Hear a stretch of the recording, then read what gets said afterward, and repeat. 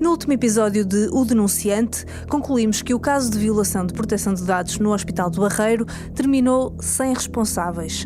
A Inspeção-Geral das Atividades em Saúde discordou da Comissão Nacional de Proteção de Dados na interpretação do caso e o Conselho de Administração acabou promovido. Mas há uma questão a que ainda não conseguimos responder. O problema identificado pela CNPD no sistema do Hospital do Barreiro era exclusivo deste hospital ou seria algo mais estrutural? Mas o IGAS fez a inspeção aos outros hospitais do país, se eu perceber se havia inconfidencialidade de dados. Então é uma proposta que eu faço. Então que o IGAS faça no Barreiro, em Évora, em Beja, em Porto Alegre, no Hospital Garcia Duarte, de Santa Maria, nos hospitais civis de Lisboa, em Coimbra, de São João, para saber se a confidencialidade de dados é respeitada. Mas o IGAS não faz isso, porque a prevenção, o IGAS só faz o que o Ministério manda fazer. Nem a IGAS nem a CNPD inspecionaram outros hospitais para perceber se o Hospital do Barreiro era ou não caso único. Por isso, neste episódio, vou à procura de respostas. Afinal, o que diz este caso sobre a forma como os dados dos portugueses eram geridos no Serviço Nacional de Saúde? E será que depois de todo este processo, o problema ficou mesmo corrigido? O facto do hospital ter sido queimado não me alegrou. A esperança de que a situação pudesse terminar, sim. Isso é que é o meu ponto de interesse principal. E viu isso acontecer, ainda quando trabalhava lá? Não vi. Acho que, apesar de tudo, houve coisas que não se corrigiram completamente. Mas pronto, é a minha opinião. E também neste episódio há uma reviravolta neste caso. É que no final, o Hospital do Barreiro nunca terá de pagar a multa de 380 mil euros a que foi condenado. E o único a ir parar ao banco dos réus será o denunciante deste caso, Jorge Espírito Santo. Esta é uma série de 5 episódios sobre um caso que caiu no esquecimento, mas que levanta questões sobre a privacidade dos dados clínicos de todos os portugueses. É a história de um médico que quis fazer frente a um hospital e acabou ele próprio no banco dos réus. Esta é a série O Denunciante. Eu sou Inês Rocha. Episódio 3. A reviravolta. Depois de analisar o processo ao detalhe, não encontrei uma resposta objetiva à pergunta: o Hospital do Barreiro era caso único? Ou em 2018 a privacidade dos utentes estava a ser desrespeitada um pouco por todo o Serviço Nacional de Saúde? As justificações apresentadas pelo hospital pareciam indiciar que sim. O problema era da própria aplicação construída pelos serviços partilhados do Ministério da Saúde, por isso era transversal. Mas não havia qualquer prova que o confirmasse. Por isso, em fevereiro de 2022, confrontei a então Presidente da Comissão Nacional de Proteção de Dados com a questão. Conversamos na sede da Comissão, em Lisboa, junto à Assembleia da República. Filipa Calvão foi, entretanto, substituída por Paula Meira Lourenço, depois de 2 mandatos à frente da CNPD.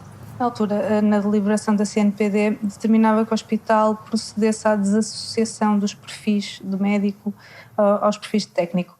E o hospital respondeu que desassociou apenas porque, entretanto, houve uma atualização do sistema do S-Clínico.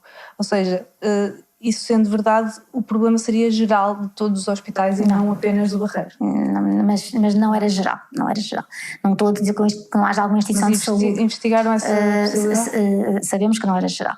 Não estou a dizer com isto que não haja alguma instituição de saúde que tivesse uma solução eventualmente similar, não temos conhecimento disso, mas não era geral. Filipa Calvão assume que poderia haver outros hospitais a fazer o mesmo que o Barreiro, mas diz que isso não desculpa o hospital. É que são os hospitais que armazenam os dados dos utentes e são eles que têm de garantir que os dados são protegidos. Ou seja, mesmo que houvesse um erro na plataforma, a responsabilidade continuava a ser do hospital que a usa, não do fabricante do software. Aqui a CNPD é como o professor que castiga um aluno por copiar. Mesmo que o aluno diga que não é caso único, que os outros também estão a fazer o mesmo, isso não desculpa o comportamento do primeiro. Mas a CNPD não faz inspeções noutros hospitais sobre esta matéria. Acho que a Comissão Nacional de Proteção de Dados devia ter sido um bocadinho mais, eventualmente, proativa relativamente a esta situação, averiguando outros locais, porque de facto, tal como o meu bastonário, eu também acredito que o Hospital do Barreiro não fosse caso único. A Inspeção-Geral das Atividades em Saúde alinha com Jorge Espírito Santo num ponto.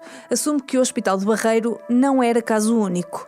Nas conclusões finais, o inspetor escreve: Antes da atualização efetuada pelos SPMS, existiam limitações na atribuição dos perfis de acesso que obrigavam a que tivesse de ser associado um código específico igual ao dos médicos aos perfis de utilizadores do grupo profissional técnico.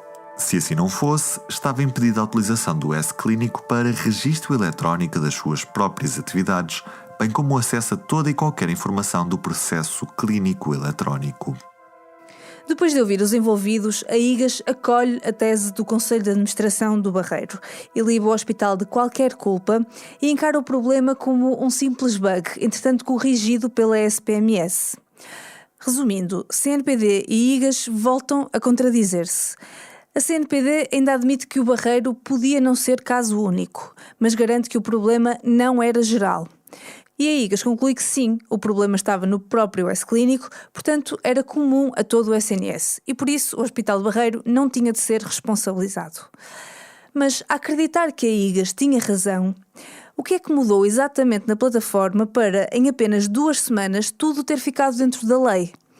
Os documentos do processo não eram claros em relação a isto. E já vimos que, para Jorge Espírito Santo, o problema não ficou 100% resolvido. Eu acho que, apesar de tudo, houve coisas que não se corrigiram completamente. Mas pronto, é a minha opinião. Mas é a sua opinião porque quando saiu as coisas ainda estavam iguais? Ou viu que mudaram alguma coisa, mas não completamente? Iguais não estavam. Alguma coisa mudou. Talvez tenha mudado aquilo que era possível. Então, o que é que mudou? Para tentar perceber isto, fui bater à porta dos serviços partilhados do Ministério da Saúde.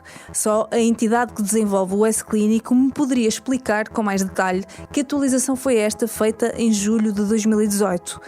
Pedi vários esclarecimentos, mas a SPMS nunca me deu uma resposta objetiva sobre a atualização. Deu-me alguns dados sobre como evoluíram os sistemas, mas nunca sobre o que aconteceu em julho de 2018. Por isso, bati a outra porta. Fui conversar com alguém que não só conhece bem o sistema, como estava lá quando tudo aconteceu. Henrique Martins, que era presidente dos Serviços Partilhados do Ministério da Saúde nesta altura. O investigador e professor universitário esteve à frente da SPMS durante 7 anos, de 2013 a 2020. E contou-me uma terceira história, bem diferente das 2 versões que já ouvimos. O que aconteceu naquele hospital, que eu me lembro, foi que, no fundo, foi utilizado o perfil genérico de médico e foi dado o perfil de médico a profissionais que não eram médicos. Ora, isso foi uma decisão e uma opção que o hospital tomou. Mas em defesa do hospital, e é preciso também saber dizer isso, na altura, isso era uma prática comum na maior parte dos hospitais. Porquê? Porque o perfil de médico permitia, naquela aplicação, fazer um conjunto de coisas. E os outros perfis ainda não eram conhecidos, era uma modernidade, tinha saído há relativamente pouco tempo, que era a pessoa, no caso, nos sistemas de informática, poder ir definir outro perfil, e portanto, no fundo, perfis mais restritivos. Pronto. Mas à data, era prática corrente nos hospitais, para evitar que os profissionais que têm que ter acesso ao processo clínico, porque ele está praticamente todo desmaterializado em formato eletrónico, usassem abusivamente a password de outra pessoa, os hospitais muitas vezes o que faziam era criavam um utilizador com um perfil de médico, mas que no fundo não era médico. Pronto, e é isto... Isso era geral, então? Isto era uma prática muito comum. De facto, quando este caso aconteceu, os primeiros perfis de profissionais técnicos tinham sido criados há pouco tempo no S-Clínico. Alguns ainda nem tinham sido criados. Para percebermos isto, vamos então à história. Até ao final dos anos 90, os hospitais usavam processos clínicos físicos, em papel, que ficavam guardados em dossiês nas enfermarias.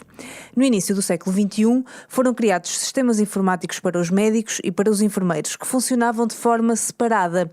O SAM para os médicos e o SAP para os enfermeiros. Mas em 2013 inicia-se a fusão entre os 2 sistemas. Surge assim o S-Clínico Hospitalar. Com a evolução para o S-Clínico, gradualmente, outros grupos profissionais passaram a poder efetuar o registro da sua atividade. Em 2014 foi lançado o módulo de urgência. Em 2015, o de nutrição. Mas nesta altura, nem todos os profissionais técnicos tinham uma área dedicada para escrever no processo clínico dos utentes. Já havia perfis, mas ainda muito rudimentares. Claro que o grau de detalhe que esses perfis tinham não era ainda aquele que, vamos dizer assim, que a Comissão Nacional de Proteção de Dados gostaria que existissem nos sistemas informáticos da saúde em geral, públicos, privados. Não era, ou seja, na altura havia o desejo de que, enfim, consoante o perfil médico, enfermeiro, farmacêutico, as pessoas acedessem apenas a certas partes do processo clínico. Mas esse assunto não estava completamente clarificado. Por exemplo, no que toca ao serviço social, na altura em que ocorreu este caso, o S-Clínico ainda não permitia que escrevessem no registro clínico do doente. Ainda não havia uma estrutura, uma área própria para fazerem os seus registros. Essa possibilidade acabou por ser criada pela SPMS, mas um ano mais tarde. Só em julho de 2019 é que foram lançados os módulos de Serviço Social e de Psicologia, depois de uma fase piloto que decorreu em 3 hospitais. Então, a teoria do Conselho de Administração do Barreiro, de que só com o Código 5 é que profissionais técnicos conseguiam escrever no S-Clínico, era verdadeira, só que não se tratava de um simples bug rapidamente corrigido em 2 semanas. Na verdade, não era suposto, em 2018, assistentes sociais escreverem na plataforma, porque ela ainda não estava preparada para isso. Mas os hospitais já estavam mais à frente, com vontade de digitalizar todo o processo clínico, com estratégias como a utilizada pelo Hospital do Barreiro, dando permissões de médico a profissionais não médicos. Eu, na altura, estimei era preciso um investimento de pelo menos 1 milhão ou 2 milhões de euros para os softwares da saúde estarem todos compatíveis com o mínimo do que a proteção de dados gostava que nós tivéssemos. É que ainda não se falou disto, é preciso falar do dinheiro. Não é dizer, lá os dedos dizer, os softwares estão desadequados. Pois estão, claro que estão. As estradas também. Imagina que agora de repente temos todos que andar com carros elétricos. As nossas estradas não estão adequadas. Onde é que está o dinheiro para as reestruturar? Não há. E a falta de recursos não ficava pela construção dos softwares. Mesmo no meu tempo, isso é público, eu escrevi, falei, portanto é tudo público, o orçamento dos serviços partilhados foi reduzido de 2018 para 2019 em 20 milhões de euros. Já em 2018 era insuficiente. Lhe dar outro número. Quando eu comecei como presidente dos serviços partilhados, em 2013, não havia um único jurista nos serviços partilhados. Quando eu saí, havia uma direção jurídica com full staff, pelo menos 5 pessoas. E mesmo assim, eu lembro-me, olha, uma das diretoras trabalhava tanto que até teve que meter baixa a dada altura, porque estava esgotada, porque o número de pedidos, o número de questões, sobretudo depois do RGPD sair, não duplicou, multiplicou por 10. Resumindo, segundo o presidente do organismo que criou o S-Clínico e geria a plataforma na altura em que este caso aconteceu, sim, o problema era geral. Não de todos os hospitais, porque nesta altura havia ainda unidades a utilizar processos em papel, mas afetava vários hospitais além do Barreiro, isso sim. E não, o problema não ficou resolvido com a atualização de julho de 2018. A atualização resolveu apenas alguns problemas, como a forma como os perfis técnicos eram identificados no sistema. No que diz respeito aos assistentes sociais, o problema só seria resolvido 1 ano mais tarde, quando foi criado um módulo específico para estes profissionais. Conclusão. O verdadeiro problema era bem mais profundo do que um simples bug, e ele explica-se como se explicam grande parte dos problemas da administração pública: falta de investimento. Por outro lado, como já vimos, a lei prevê que haja níveis de acesso aos dados. Mas então como é que eles se definem na prática? A que é que pode aceder um assistente social? E um nutricionista? E um maqueiro? Sei lá, por exemplo, um maqueiro. Costumamos dizer, um maqueiro é um profissional de saúde. Não, um maqueiro é uma pessoa que trabalha na saúde, eu respeito imenso esse trabalho, conheço alguns pessoalmente, mas não vou chamar profissional de saúde. Ele não tem uma ordem, não tem uma ordem profissional, não tem um conselho disciplinar, não pode levar uma sanção disciplinar se abusar, por exemplo, do acesso aos dados. E, no entanto, pelo menos quando eu era médico clínico e trabalhava diariamente na urgência e nos serviços de clínicos de medicina interna no Amadora Sintra, os maqueiros andavam com os processos em papel na mão e abriam o processo até para ver para onde é que o doente tinha que fazer o exame, e às vezes havia ali uma dúvida. Hoje em dia, das duas uma, ou não têm acesso a nada, o que é perigosíssimo, porque andam a transportar um doente e não sabem às vezes nada, ou têm acesso a tudo, têm um perfil indiscriminado, porque têm que ter acesso a alguma coisa, então acaba. Isto tem que estar definido, mas não é só a lei, é preciso aquilo que eu chamo atos, vamos dizer assim, guidelines, documentos mais operacionais, que devem ser revistos a cada 2 ou 3 anos, que dizem concretamente: estudantes de medicina, 5º ano, isto e aquilo; estudantes de 6º ano, isto e aquilo; estudante de enfermagem, 1º ano, isto e aquilo; 2º ano, isto e aquilo. Este trabalho está todo por fazer. A Lei de Execução Nacional do RGPD de 2019 remete a definição desses níveis de acesso para uma portaria a publicar entre o Ministério da Justiça e o Ministério da Saúde. Mas essa portaria nunca foi publicada. E mesmo hoje não é claro a que tipo de dados cada profissional pode aceder dentro de um hospital. À falta de guidelines concretas e de dinheiro para modernizar os softwares informáticos, Henrique Martins considera que a solução adotada pelo Hospital do Barreiro e por outros não era má de todo, porque a falta de comunicação entre especialidades e diferentes profissionais de saúde parece-lhe ainda mais grave. E uma coisa que eu sempre defendi em todo lado é: em papel não havia essa segregação, a não ser os tais documentos de papel que ficavam arquivados em sítios diferentes. Portanto, quer dizer, ou seja, andámos para trás na partilha dos dados, supostamente por causa da proteção dos dados. Ok, tudo bem, mas eu pergunto: e o que é que veio de positivo disso? E o que é que vem de negativo? E alguém já analisou o número de erros médicos que resultam da não partilha de dados? É que esses estudos existem nos Estados Unidos dos anos 90, em que havia ainda muito poucos processos eletrónicos. O facto, por exemplo, em Portugal, há relativamente pouco tempo, o Centro Hospitalar, quer dizer, estamos a falar de 30 anos, 20 anos, o Centro Hospitalar de Lisboa Central tinha processos separados consoante o hospital. O mesmo doente no mesmo hospital tinha um número de processo diferente consoante fosse do Hospital de São José, tivesse consultas nos Capuchos, ou tivesse sido uma criança durante 18 anos na Estefânia. Saía da Estefânia, mudava para outro hospital com um número novo. Quer dizer, isto não faz sentido nenhum, mas a questão não é só o fazer sentido, é o que é que se perdeu, quantas vidas se perderam. É que há vidas que se perdem nisto. Certo é que a coima aplicada pela Comissão Nacional de Proteção de Dados nunca chega a ser paga. É que em 2019 o Parlamento aprova finalmente a Lei de Execução Nacional do Regulamento Geral de Proteção de Dados. E esta lei dá uma benesse às entidades públicas. Nos 3 anos seguintes, elas podem pedir dispensa do pagamento de coimas. Cabe à CNPD apreciar os argumentos e decidir. Depois de a lei ser aprovada, o Centro Hospitalar do Barreiro Montijo submete então à CNPD um pedido de dispensa de aplicação de coima. Além de outros argumentos, o hospital alega que está a passar por dificuldades financeiras e que o pagamento da coima colocaria o hospital perto da falência técnica.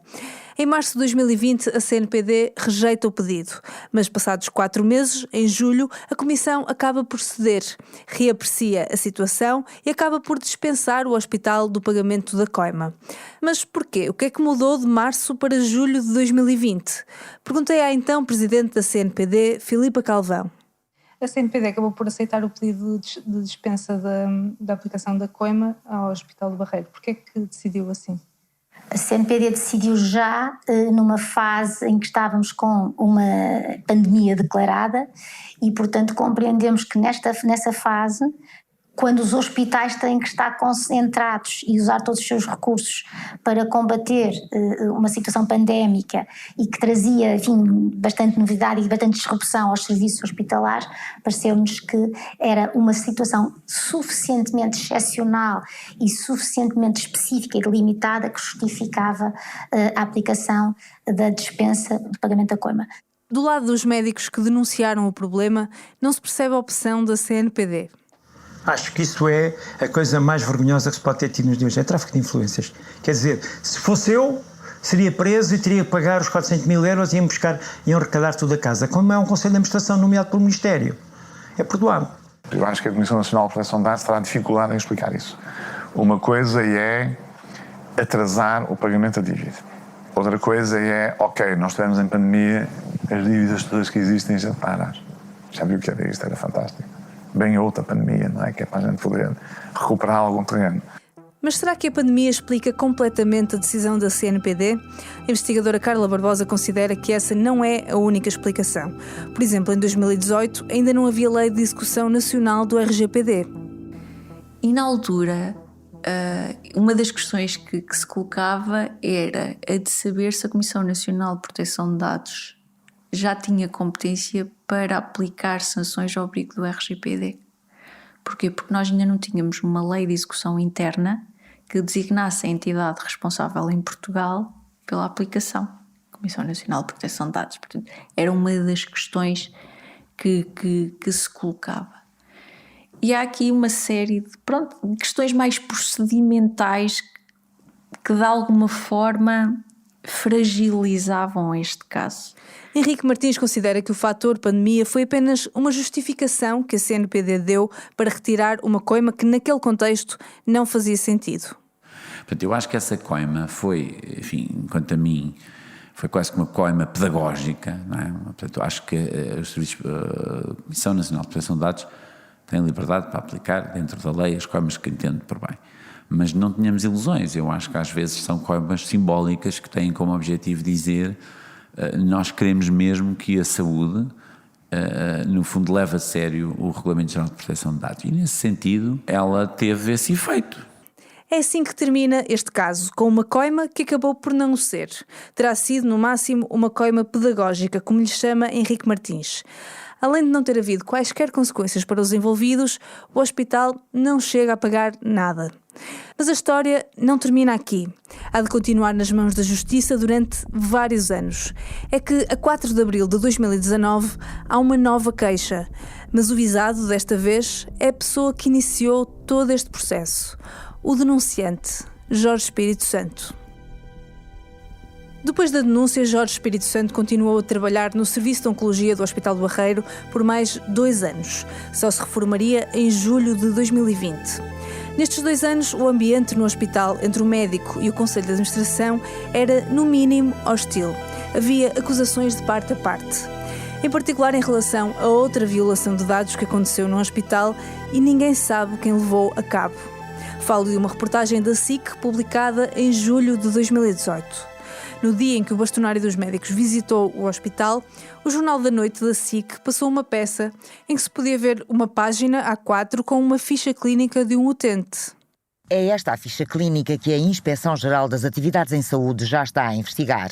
A SIC teve acesso ao documento. Pertence a um doente oncológico internado no Hospital do Barreiro. Tem dados que deveriam ser apenas de acesso ao médico assistente, mas uma assistente social do hospital entrou no documento e acrescentou informações irregularmente. Os dados da ficha estavam censurados, mas o facto de a jornalista a ter em sua posse significava que alguém lhe tinha enviado uma ficha com dados confidenciais. O Conselho de Administração terá lançado suspeitas sobre Jorge Espírito Santo. Não faço a mínima ideia em que contexto é que foi divulgado, porque mais uma vez deu jeito, não é? Para desviar a atenção. Mais uma vez entendeu que teria sido eu o promotor e o agente da divulgação desse documento à comunicação social.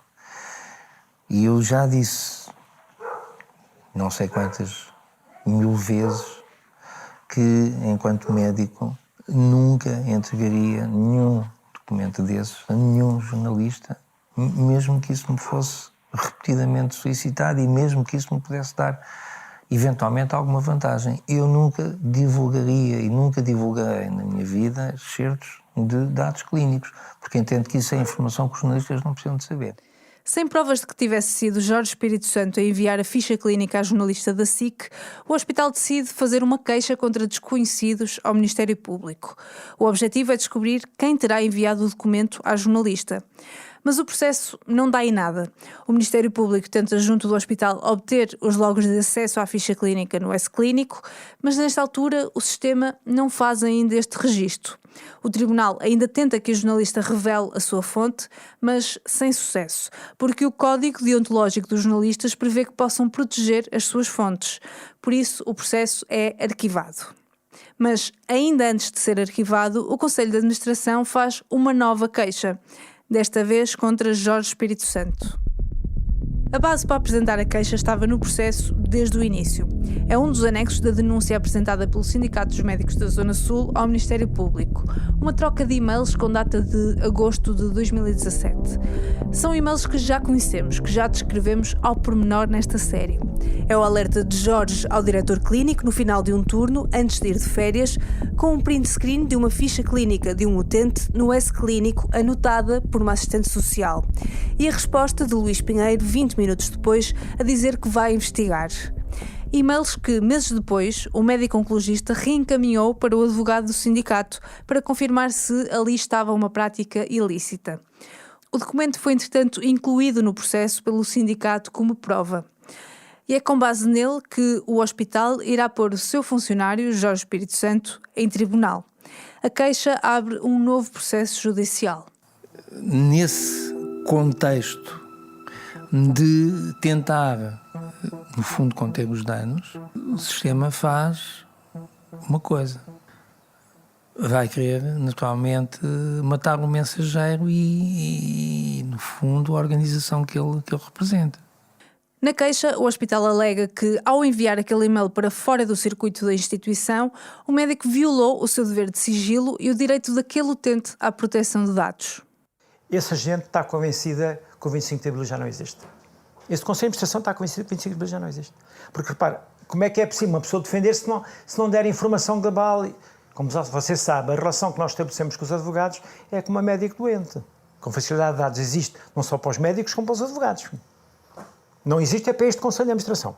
Portanto, este processo, que estou convicto disso, teve como intenção, primeiro, tentar intimidar-me, segundo, tentar demover os sindicatos médicos da Zona Sul de fazer o que quer que fosse mais. E para isso valeu tudo.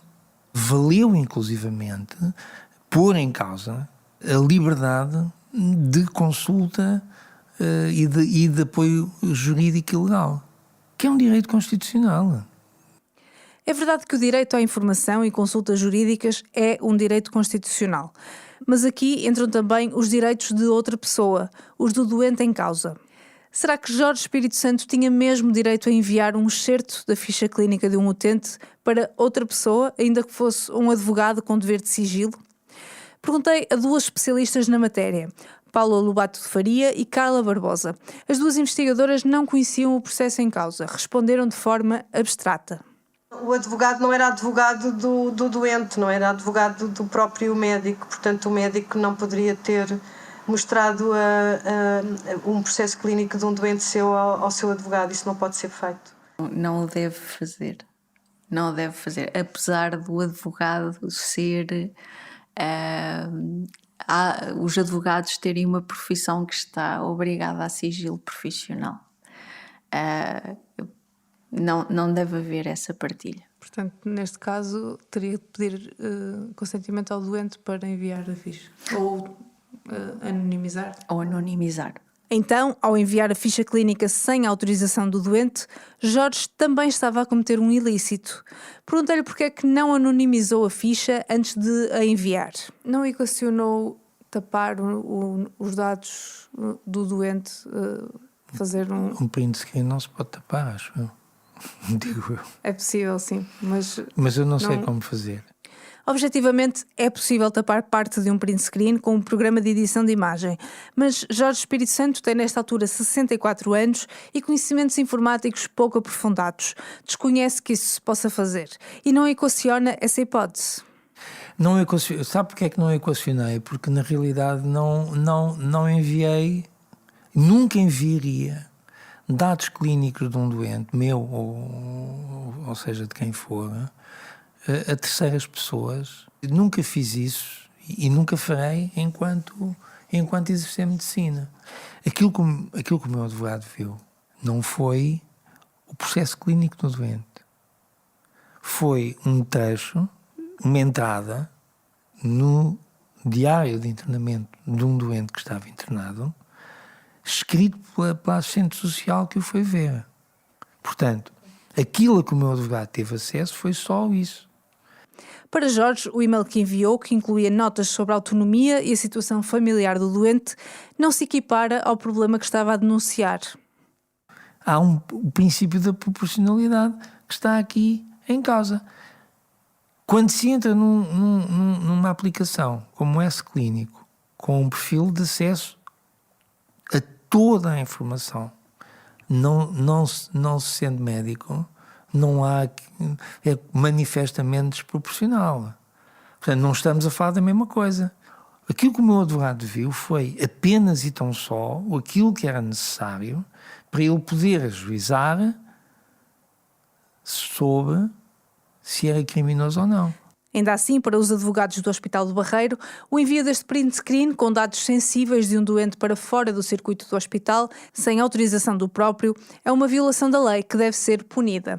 O processo passa para o Ministério Público do Barreiro, que perante a queixa abre o inquérito, mas acaba por o arquivar rapidamente. A primeira pessoa que avaliou esta queixa foi uma senhora procuradora do Ministério Público, aqui do Tribunal do Barreiro, que deu despacho de arquivamento, fazendo, aliás, questão de dizer, na fundamentação do arquivamento, que o que eu fiz era não só um direito, como um dever. Eu tinha o dever de fazer. Tinha o dever de suscitar a questão, uma vez tendo-me apercebido dela. Mas o hospital não está pronto para desistir.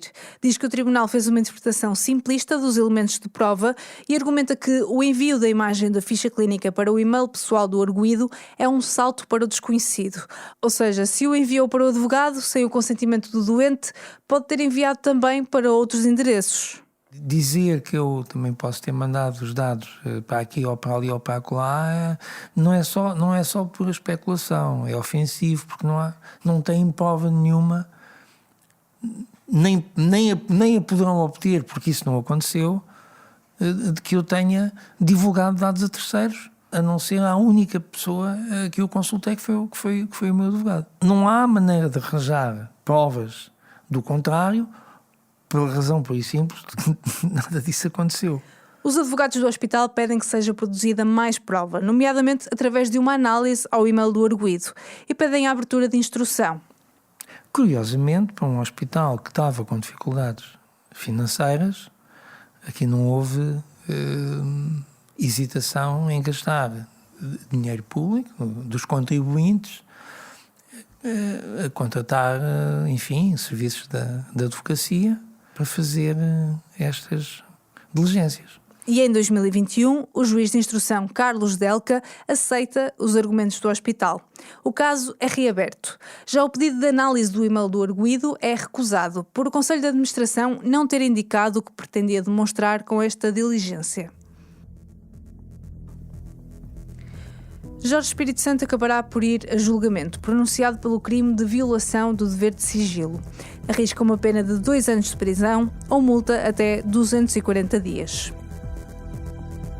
No próximo episódio vamos acompanhar o julgamento do médico no Tribunal do Barreiro. E perguntamos, neste caso, os fins justificaram os meios? O Jorge Espírito Santo deve ser responsabilizado?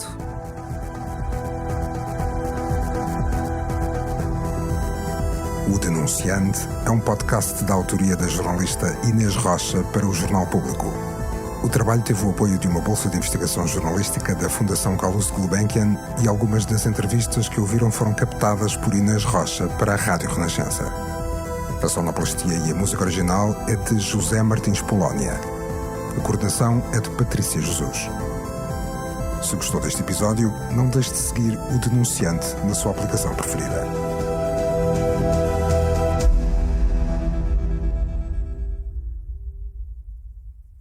Este podcast é apoiado pela LTP Labs, uma empresa comprometida com a integridade dos dados que recolhe e trabalha para os seus parceiros.